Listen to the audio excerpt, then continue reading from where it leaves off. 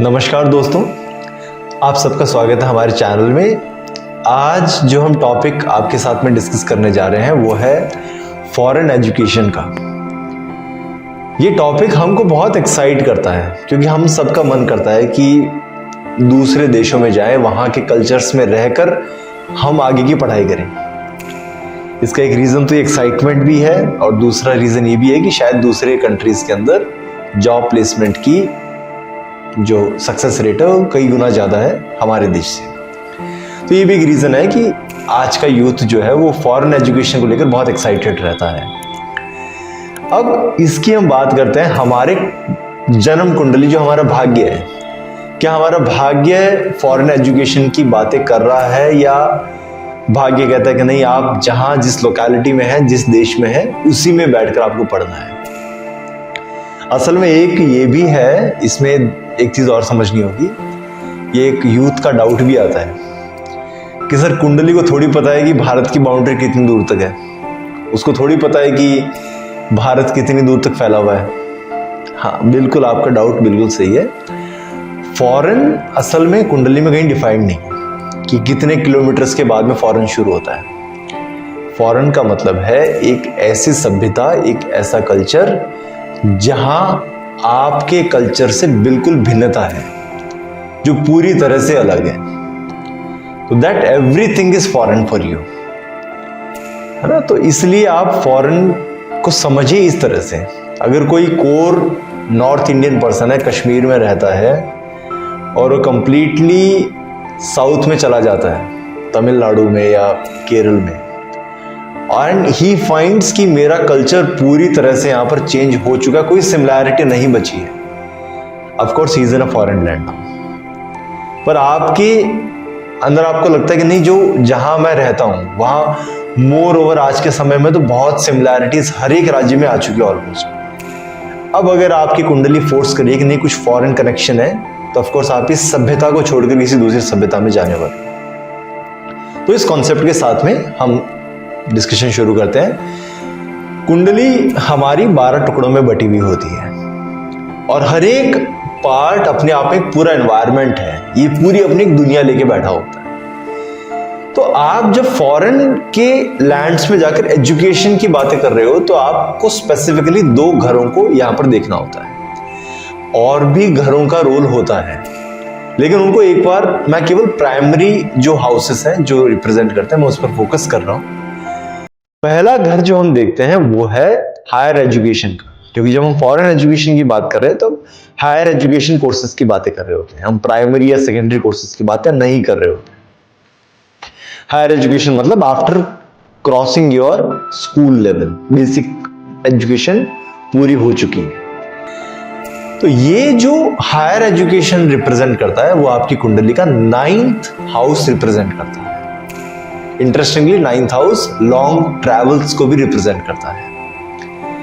और दूसरा जो हाउस है आपकी कुंडली का वो है 12th हाउस, जो कि फॉरेन लैंड्स को रिप्रेजेंट करता है, दूरवर्ती जगहों को रिप्रेजेंट करता है। तो दूरवर्ती जगहें हैं जिनको हम विदेश या फिर फॉरेन कहते हैं। तो अगर आप इन दोनों हाउसेस पर फोकस करें तो आप पाएंगे कि दोनों हाउसेस कंबाइन होकर फॉरेन एजुकेशन के बारे में बातें कर रहे होते हैं। तो ये 2 हाउस हमको समझ में आते हैं। अब हम बात करते हैं हमारे 9 प्लैनेट्स में से वो प्लैनेट्स जो फॉरेन एजुकेशन की तरफ या उनको फॉरेन भेजने के लिए ज्यादा धक्का दे रहे होते हैं। एक यहाँ डाउट आता है कि सर अच्छे प्लैनेट्स हैं जो हमें बाहर भेजते हैं, बुरे प्लैनेट्स वो हमें बाहर भेजते हैं। ऑफ कोर्स बुरे प्लैनेट्स, क्योंकि कोई प्लैनेट बुरा नहीं होता है। असल में प्लैनेट्स 2 तरह के होते हैं। एक होते हैं जो सूदिंग प्लैनेट्स होते हैं, बहुत शांति से काम करवाते हैं। कुछ प्लैनेट्स होते हैं वो प्रेशर क्रिएट करते हैं आपके लाइफ के अंदर। ऋषि मुनियों ने जब क्लासिकल टेक्स्ट लिखे थे तो वो कहते थे कि अगर आप एक ऐसी सभ्यता में जा रहे हो जो आपकी सभ्यता से बहुत और या बिल्कुल अलग है, this will be creating certain pressure on you because you are not getting comfortable over there। आप समझिए कि कुंडली के अंदर इसीलिए 4था घर जो है आपको ध्यान में होगा, 4था घर आपका घर, मकान जहां आप रहते हो उसका भी कारक है और 4th हाउस आपके कंफर्ट का भी कारक है, क्योंकि हम कंफर्टेबल कहाँ होंगे, जो हमारा अपना स्पेस हम वहीं कंफर्टेबल होते हैं। तो इसलिए जब हम फॉरेन ट्रैवल्स की बातें कर रहे हैं, फॉरेन सेटलमेंट की बातें कर रहे होते तो हम सूदिंग प्लैनेट्स को नहीं कंसिडर करते हैं, क्योंकि सूदिंग प्लैनेट्स तो चाहेंगे कि आप कंफर्टेबल रहो, आप शांति से चीजों को, जीवन को आगे बढ़ाओ। लेकिन जब हम फॉरेन सेटलमेंट्स या फॉरेन ट्रैवल्स की बातें कर रहे होते हैं तो जरूर कुछ ऐसे प्लैनेट्स हमारे लाइफ में आ रहे हैं जो प्रेशर क्रिएट करना चाहते हैं। हाँ, ये चेंज क्या हुआ है कि समय के अनुसार चीजें चेंज हो गई हैं। ऋषि मुनि तो उसको प्रेशर क्रिएट ही मानते थे कि आप बाहर जा रहे हो, लेकिन आज का यूथ खुश हो जाता है कि मैं बाहर जा रहा हूं। Doesn't matter, anyhow these pressure creating planets are anyhow going to take you somewhere else, बाहर लेके जाएंगे आपको। और उन दोनों में से जो सबसे फेमस प्लैनेट्स है जो फॉरेन के कारक है वो है राहु और सैटर्न। राहु कारक है फॉरेन का, क्योंकि राहु अनकन्वेंशनल चीजों का कारक है। अब इसको समझना होगा, राहु उसका कारक है कि जो चीज जैसे में मैं रहता आया हूं, जैसी हमेशा से चीजें चलती आ रही हैं, राहु कहेगा नहीं, ये सब नहीं ना, कुछ और, इन सब से अलग कुछ सोचो, इन सब से अलग कुछ है तो वो राहु है। जैसे आप देखिए, राहु अगर किसी के फॉर एग्जाम्पल डिवोशन का कारक है, मतलब 9th हाउस डिवोशन का भी कारक है, अगर वहां राहु बैठ जाता है फॉर एग्जाम्पल, ऐसा पर्सन बोलेगा कि ठीक है, मेरे घर में ना हमेशा इस तरह से लोग पूजा करते आए हैं, मेरे पापा दादा परदादा, मेरे धर्म में इस प्रकार से पूजाएं होती आई है, ये रीति रिवाज है मेरे धर्म के। राहु बोलेगा नहीं, बस बहुत हुआ, इससे ज्यादा ये चीजें एक्सेप्ट नहीं होंगी, क्योंकि अभी तक तो होता आया है। और राहु बोलता है कि नहीं, जो होता है वो बस हो चुका, let us think something else now, अब हम कुछ और करेंगे। यही राहु कहता है कि आप इतने सालों से, इतने समय से आप जिस जगह रह रहे हो ना, बस बहुत हो गया, अब और नहीं, let us think about something else now, अब कोई और चलते हैं, कुछ और चीज समझते हैं। अनकन्वेंशनल चीजों का कारक है राहु, इसलिए राहु कारक है फॉरेन सेटलमेंट्स का, क्योंकि कहीं और ले जा रहा है अब आपको। दूसरा कारक है जो फॉरेन सेटलमेंट्स का, अगेन एक प्रेशर क्रिएटिंग प्लैनेट है, वो है सैटर्न। सैटर्न भी इसी चीज का कारक है कि आपको दूसरी सभ्यताओं में ले जाकर डिसिप्लिन में ढालता है। ये प्रेशर क्रिएट कर रहा है आपके ऊपर, आपको ठीक करने का काम कर रहा है। हर एक प्लैनेट आपको कहीं ना कहीं सुधार रहे होते हैं, बस उनका तरीका अलग अलग होता है। इसलिए लोग कुछ को अच्छा प्लैनेट बोलते हैं, किसी को बुरा प्लैनेट बोलते हैं। तो 2 प्लैनेट्स राहु और सैटर्न, और 2 घर 9th हाउस और 12th हाउस। अब अगर कहीं पर भी कुंडली के अंदर इनका आपस में कनेक्शन बनना शुरू होता है, जैसे 9th हाउस और 12th हाउस में राहु का कहीं रिप्रेजेंटेशन है, 9th हाउस और 12th हाउस में कहीं सैटर्न का रिप्रेजेंटेशन है, फॉरेन एजुकेशन के योग प्रबल होने शुरू हो गए आपकी कुंडली के अंदर। आप पैदा हुए, अगर वो पोजीशंस थी, मतलब ये प्लैनेट्स आपको बाहर ले जाना चाह रहे हैं। कनेक्शंस कैसे हो सकते हैं? प्लैनेट्स इन हाउसेस में सिचुएटेड हो सकते हैं, या फिर प्लैनेट्स इनको देख रहे होते हैं, तो राहु की दृष्टि भी पड़ रही है, तो कहीं ना कहीं वो बाहर निकालेगा आपको वहां से। या फिर 9th हाउस और 12th हाउस का आपस में कोई कनेक्शन है, जैसे 9th लॉर्ड है, 9th लॉर्ड किसको रिप्रेजेंट कर रहा है? हायर एजुकेशन को रिप्रेजेंट कर रहा है, वो चला गया 12वें घर के अंदर। मतलब हायर एजुकेशन आप मोस्ट प्रोबेबली कहां जाकर करोगे? आप किसी फॉरेन लैंड में जाकर करोगे। तो अगेन एक कॉम्बिनेशन बना, इसमें प्लैनेट्स कोई भी हो, हम देखते हैं कोई भी प्लैनेट हो, आपको फॉरेन एजुकेशन का योग बना रहा है। तो स्पेसिफिक योग की बात नहीं है, बस आप इसको ऐसे समझिए कि आपकी कुंडली में योग तब बनना शुरू हो जाता है जब 9th हाउस और 12th हाउस, तो सैटर्न और राहु का आपस में कॉम्बिनेशन बन रहा है। अगर किसी का फॉर एग्जाम्पल, आप इसको ऐसे समझिए, आप योग खुद बनाइए, मेरी इच्छा आप योग खुद डिजाइन करिए। मैंने बेसिक डिक्टम दिया है कि 9th हाउस का स्वामी 12th हाउस में चला गया, फॉरेन एजुकेशन यानी कि बाहर जाकर योग बन रहा है। 10th हाउस और 12th हाउस का योग बन गया, मतलब करियर या अथॉरिटी आपको बाहर मिलेगी।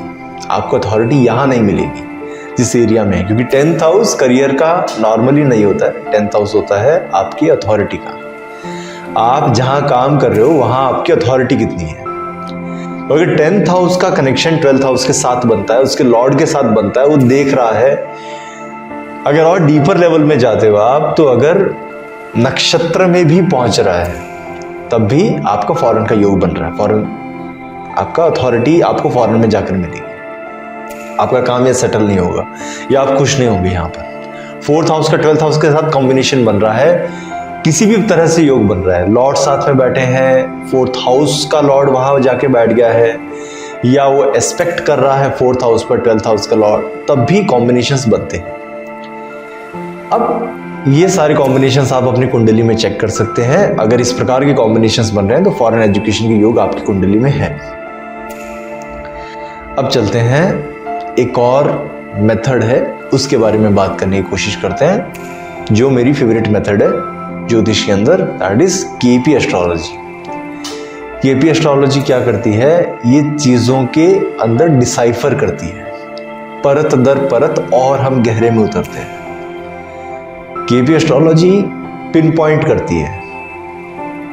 वो बोलता है कि फॉरेन जाएंगे कि नहीं जाएंगे, कब जाएंगे, कैसे जाएंगे, कहाँ जाएंगे, कौन से देश जाएंगे।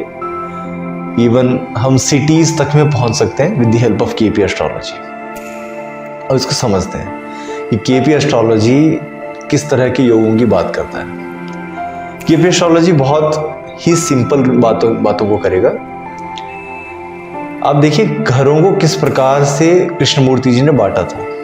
कहते हैं 9th हाउस को देखो, 9th हाउस हायर एजुकेशन का है, करेक्ट बात है, लेकिन 9th हाउस के टुकड़े करिए। 9th हाउस को देखिए, उसमें जो राशि पड़ रही है उसका फर्दर डिवीजन देखिए कि वो कौन से नक्षत्र में है। अब उसके भी अंदर जाइए, नक्षत्र के अंदर भी, उसको हम बोलते हैं सब लॉर्ड, यानी कि सब कॉन्स्टलेशन। हम और अंदर उतर गए। कृष्णमूर्ति कहते हैं कि अगर आपको चेक करना है आप फॉरेन जाकर पढ़ाई करोगे कि नहीं करोगे, 9th हाउस के साइन के अंदर नक्षत्र, नक्षत्र के और अंदर उतरिए, उसका सब नक्षत्र जो है उसको चेक करिए। अगर वो 12th हाउस को रिप्रेजेंट कर रहा है तो आपके फॉरेन जाने के कनेक्शंस हैं, फॉरेन जाकर पढ़ाई करने के कनेक्शंस हैं। अब उस सिग्निफिकेशन में आप ये चेक करिए कि अगर वो 11th हाउस को भी सिग्निफाई कर रहा है, आप बहुत खुश होगे वहां जाकर। वो पिन पॉइंट कर रहा है आप चीजों को। इसके अलावा ये बात हुई कृष्णमूर्ति पद्धति के अंदर कि फॉरेन जाने के कनेक्शंस कैसे बने। अगला पार्ट है कि कब जाओगे, उसके लिए आप प्लैनेट चेक करो। जैसे मान लीजिए एक एग्जांपल लेते हैं, एक पर्सन की कुंडली आपने चेक करी, आपने 9th हाउस में तुरंत गए, क्योंकि अब आपका मन करेगा देखने का कि हमारा योग है कि नहीं है। 9th हाउस का सब लॉर्ड चेक किया, तो वो सिग्निफाई कर रहा है, वो 12th हाउस का सिग्निफिकेशन बन रहा है। ठीक है, आपके योग बन गए, क्या फॉरेन जाओगे एजुकेशन के पर्पस से। लेकिन क्या वो एजुकेशन पर्पस के जो योग हैं वो इस समय है कि किस समय बनेंगे, वो अगला कदम होता है जानने का।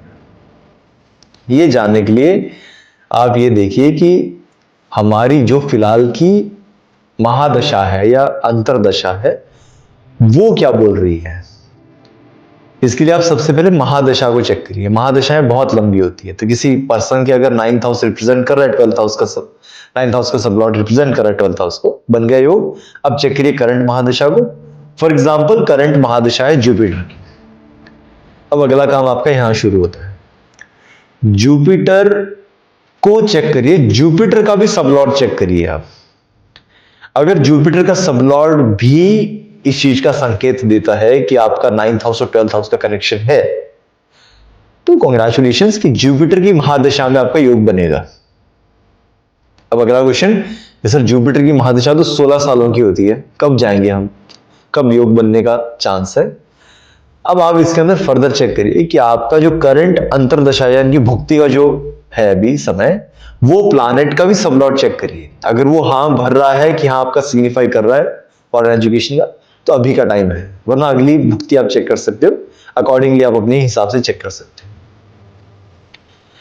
तो इसके हिसाब से आप कृष्णमूर्ति पद्धति में भी चेक कर सकते हो कि मेरे फॉरेन एजुकेशन का योग बन रहा है कि नहीं बन रहा है। लेकिन यहाँ पे एक डाउट आता है कि सर कृष्णमूर्ति पद्धति तो बहुत स्पेसिफाइड है कि अगर टाइम करेक्ट है तो कृष्णमूर्ति पद्धति काम करती है, टाइम करेक्ट नहीं है तो नहीं करेगी काम।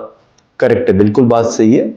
ऐसे में आप एक प्रश्न कुंडली के द्वारा भी अभी तुरंत चेक कर सकते हो अगर आपको टाइम को लेकर डाउट है, या फिर अगर आपको लगता है कि नहीं सर मेरी कुंडली तो बिल्कुल सही है, कुंडली बता भी रही है लेकिन मुझे क्रॉस चेक करना है, तब भी आप एक प्रश्न कुंडली बना सकते हो केपी के अंदर और तुरंत चेक कर सकते हो कि हाँ कुंडली सही है कि नहीं है। प्रश्न कुंडली देखने का हम तरीका कभी और डिस्कस करेंगे किसी और वीडियो के अंदर। बेसिक मैं आपको बता सकता हूं कि एक मन में नंबर सोचना होता है बिटवीन 1 to 249, उस नंबर को रखकर करंट टाइम पीरियड के अंदर आपको एक कुंडली डिजाइन करनी होती है। इसी टाइम पीरियड में जब आप सोच रहे हो उसमें भी ये सेम कॉम्बिनेशन आप चेक करिए। अगर वो प्रश्न कुंडली भी सिग्निफाई करती है, जन्म कुंडली भी सिग्निफाई करती है, तो यस आपके फॉरेन एजुकेशन के योग बन रहे हैं। This video was very simple, very basic, very elemental level कि हम एक बेसिक डिक्टम देखते हैं कि फॉरेन एजुकेशन योग हमारी कुंडली में है कि नहीं है।